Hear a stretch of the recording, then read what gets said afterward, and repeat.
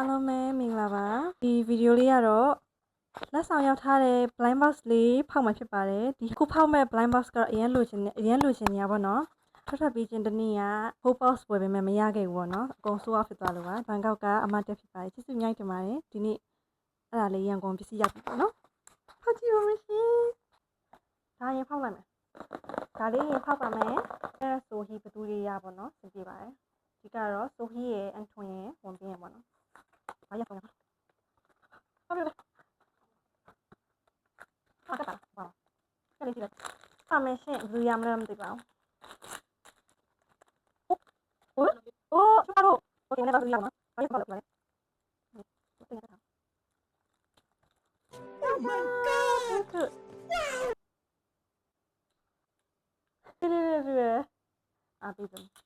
ခုကတော့ညောင်းလိုချင်တဲ့ဒီတကောင်လုံးလေးပါတဲ့ဥစ္စာပါဒါလည်းဝန်ပင်းနဲ့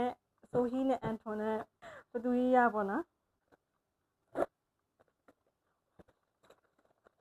ဟုတ်ကဲ့ဟုတ်ကဲ့ဟုတ်ကဲ့ဟုတ်ကဲ့အော်ကျွန်တော်ပြန်ပြတော့ဒီကိုခွင့်မှာတော့